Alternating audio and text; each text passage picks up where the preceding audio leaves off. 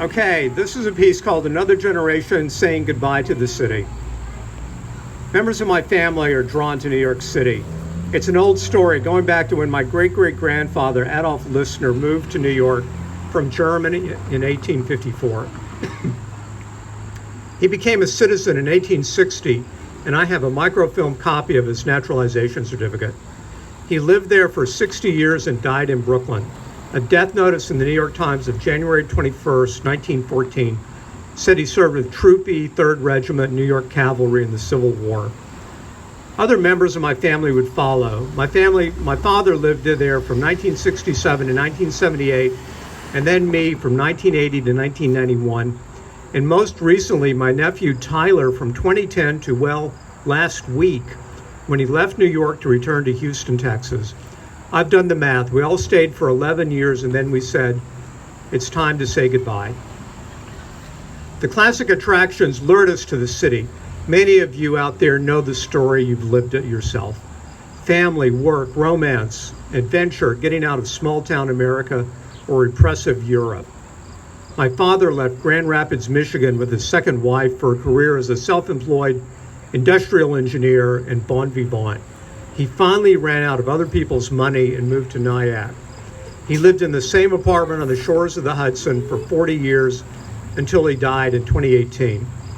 I got the big city bug from visiting my father and his wife in the 1970s with my brother.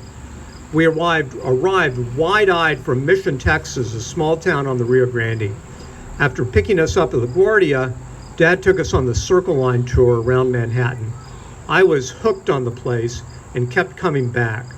I moved to Brooklyn a week after I graduated from Princeton in 1980 for a dream job at Forbes magazine. Well, the quest for journalistic success quickly cratered. I slid from Princeton to Forbes to a trade magazine called Quick Frozen Foods to an unemployment line in Brooklyn within 3 years.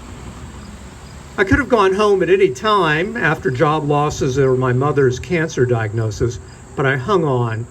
My inner action junkie thrived on affordable apartments like a $300 a month studio on Amity Street in Cobble Hill, Brooklyn, the Jewish scene, the personal section of New York Magazine and the Village Voice, and no obligations, not even a houseplant. I did freelance writing, searched for love, and traveled to Europe, Australia, Israel, and the USSR. I finally found both a great reporting job and a romance in the magical summer of 1987, and then I got married in 1989.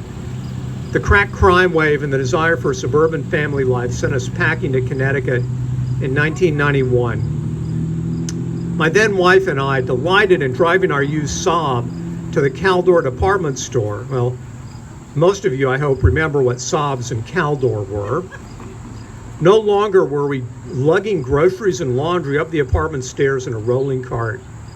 Well, my nephew Tyler and some theater friends moved to the city after they graduated from college in Texas. After seeing Tyler star as Bobby in a collegiate production of the Stephen Sondheim play Company, I knew he had the skills and presence to make it in the Big Apple. And you know what? He did, just not in theater. After appearing in The Drowsy Chaperone in Brooklyn, he pivoted to self-taught graphics art, starting with adhesive stickers and hustling his way all the way up to success as a queer artist with a website, tylerwallach.com, selling clothes, bags, and artwork, murals at Art Basel in Miami, exhibitions at the Brooklyn Brew House and the Rag & Bone fashion chain, and a stint as artist in residence at Barney's department store. You remember Barney's, don't you? I documented almost all of it, the doting uncle with the camera coming in from the suburbs. But after 11 years, Tyler decided to move on and move back to Houston. That's his story to tell, not mine. I wish him all the best in taking his show back on the road. Living in Fairfield and Westchester counties, I never cut the cord so boldly. Instead, I spent 20 years commuting to Grand Central from places like the Katona Metro North Station, keeping one foot firmly planted in the city and one foot in the suburbs until the pandemic ended all that commuting.